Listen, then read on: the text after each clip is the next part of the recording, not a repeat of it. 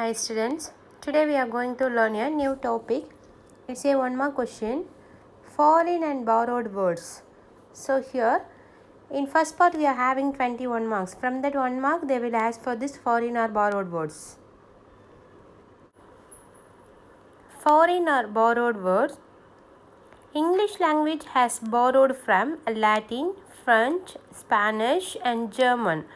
So here, English language அப்படின்றது it was borrowed many words from many languages. So நம்ம இங்கிலீஷில் வந்து நிறையா வேர்ட்ஸ் வந்து நிறையா லாங்குவேஜ்லேருந்து பாரோ பண்ணி, அதாவது கடன் வாங்கி நம்ம யூஸ் பண்ணுறோம் அப்படின்னு சொல்கிறாங்க. அதிலேருந்து எடுத்து அதை நம்ம இங்கிலீஷில் யூஸ் பண்ணுறோம். Especially for the Latin, French, Spanish, German. So இந்த வேர்ட்ஸ் எல்லாமே அதில் இருக்குது அப்படின்னு சொல்கிறாங்க.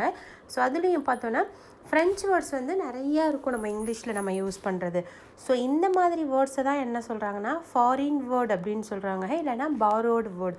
ஸோ அதாவது அதர் லாங்குவேஜ் வேர்டுன்னு சொல்கிறோம், அப்படி இல்லைனா பாரோ பண்ணது கடன் வாங்கி யூஸ் பண்ணுறோம், பாரோடு வேர்ட்ஸ் அப்படின்னு சொல்கிறோம். Here for this, they are given for the borrowed words. So அந்த ஃபாரின் இல்லை borrowed word நம்மளுக்கு கொடுத்துருவாங்க. You want to find out the correct meaning. So அதனுடைய மீனிங் என்ன அப்படின்றத தான் நம்ம இங்கே கண்டுபிடிச்சி எழுதுவோம்.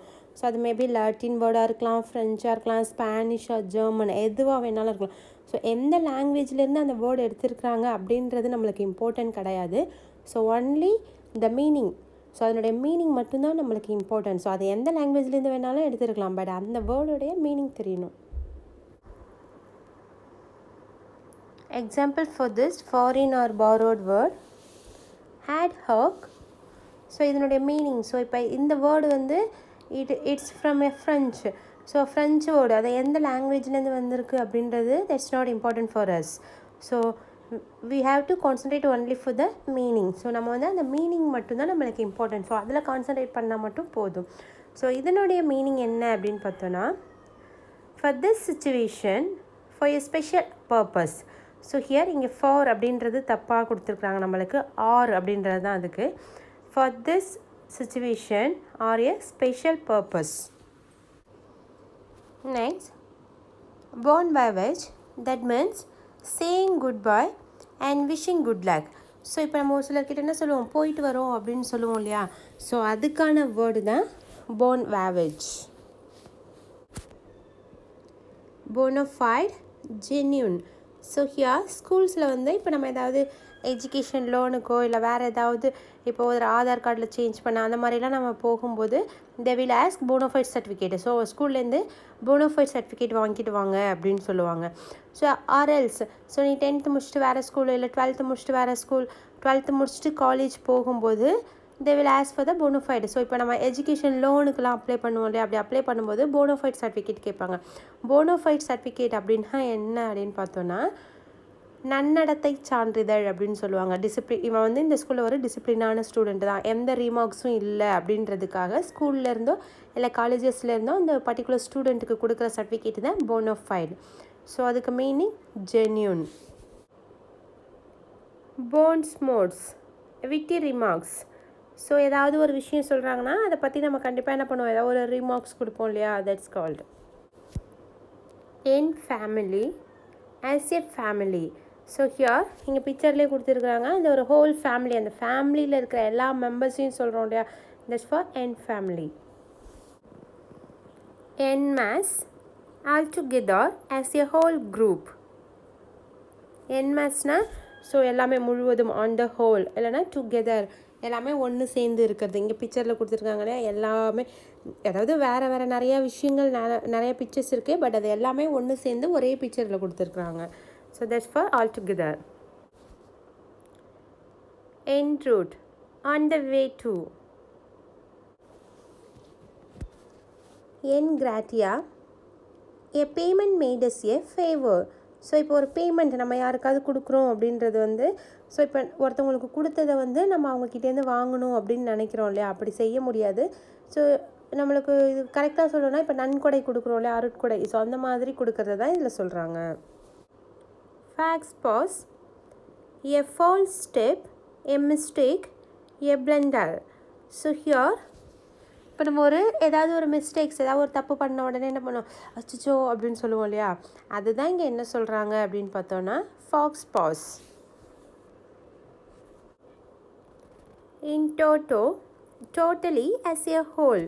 ஸோ அதாவது டோட்டலாக இருக்குது. இப்போ ஒரு அமௌண்ட் கால்குலேட் பண்ணுறோம் இல்லை ஆஸ் ஏ ஹோல். ஸோ ஒரு இடத்துல நடக்கிற எல்லா விஷயத்தையும் சொல்கிறோம் இல்லையா ஆஸ் ஏ ஹோல். ஸோ அதாவது அதை நம்ம கன்சிடர் பண்ணுறது எல்லாத்தையும் சேர்த்து ஒரே விஷயமா கேதர் பண்ணுறது. liaison coordination of activities. So here நம்மளுக்கு இங்கே பிக்சரில் கொடுத்துருக்குறாங்க இல்லையா, ஸோ ஒரு ஆக்டிவிட்டீஸ் நடந்திருக்கும், அதை நம்ம கோஆர்டினேட் பண்ணி கரெக்டான ஒரு ஃபார்ம் ஒரு சீக்வன்ஸில் கொடுப்போம் இல்லையா, தட்ஸ் ஃபார் லியாசன். ஸோ லியாசன்னா கோஆர்டினேஷன் ஆஃப் ஆக்டிவிட்டீஸ். ஸோ அந்த பிக்சரில் சென்டரில் ஒரு பர்சன் இருக்கிறாங்க, ஆப்போசிட். ஸோ அவங்க எல்லாரையும் இணைக்கிற மாதிரி, அதாவது ஆல் டுகெதர் கோஆர்டினேட் பண்ணுற ஒரு person. Rapport, close relationship with good understanding.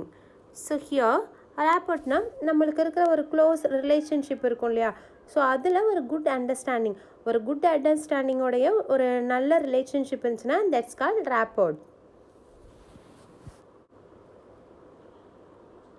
Resume, a brief summary.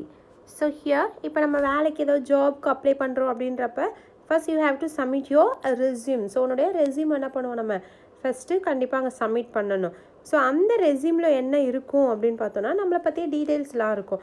So எங்கே படித்தோம், எவ்வளோ மார்க் எடுத்தோம், எவ்வளோ பர்சன்டேஜ், இதுக்கு முன்னாடி எங்கேயாவது ஒர்க் பண்ணியிருக்கோமா, அந்த ஒர்க்கிங் எக்ஸ்பீரியன்ஸ் எவ்வளோ வருஷம் அப்படின்றது எல்லாமே, தென் எக்ஸ்ட்ரா ஸ்கில்ஸ் ஏதாவது இருக்கா அப்படின்றது எல்லாமே நம்மளை பற்றி டீட்டெயில்ஸ் எல்லாமே we have given for the resume. So அந்த ரெஸ்யூமில் கொடுத்துருப்போம். ஸோ அதாவது எந்த அளவுக்கு ஷார்ட்டாக சொல்ல முடியுமோ அப்படி சொல்லியிருப்போம். அதை தான் இங்கே சொல்கிறாங்க எ brief summary.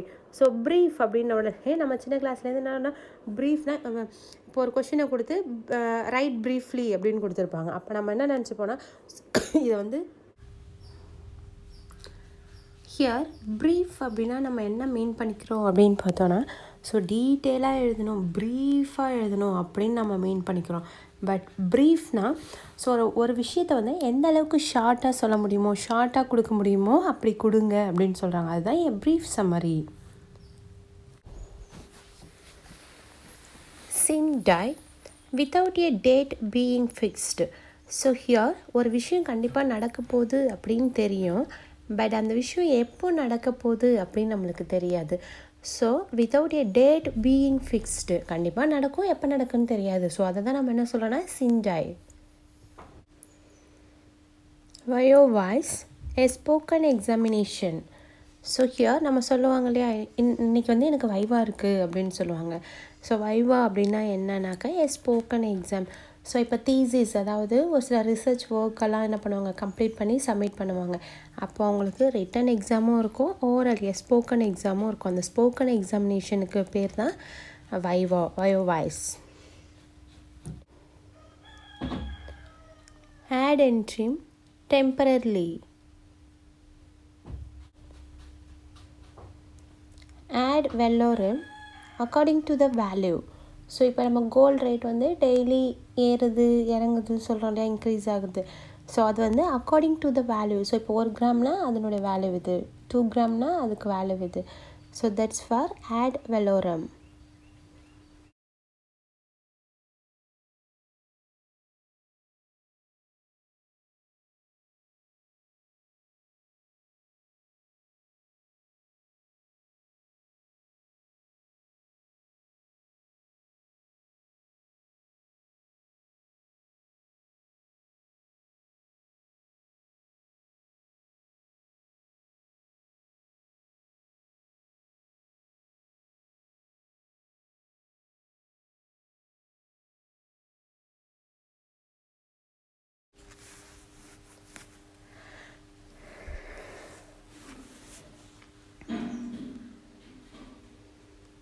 Students, here I given some more example for the foreign and borrowed words.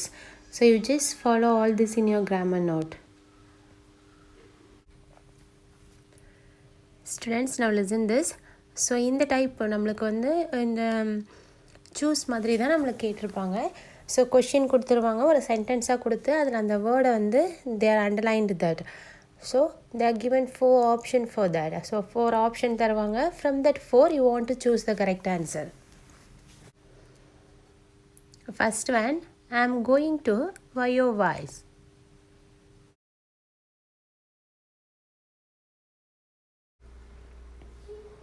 So இங்கே ஆப்ஷனில் கொடுத்துருக்குறாங்க a marketplace, a written examination, a spoken examination, a brief summary.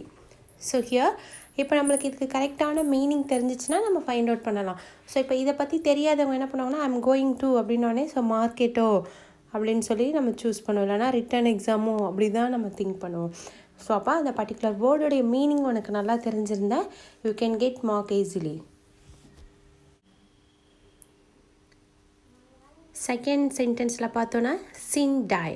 So இதனுடைய மீனிங் என்ன அப்படின்னு பார்த்தோன்னா without a date being fixed. Resume. So நம்ம picture கொடுத்து ஒரு சிலர் கொடுத்துருந்தோம், அந்த எக்ஸ்ப்ளனேஷன் நம்மளுக்கு கிளியராக புரிஞ்சிருந்தாலும் நம்ம ஆன்சர்ஸை ஈஸியாக சூஸ் பண்ணிடலாம். எ ப்ரீஃப் சம்மரி.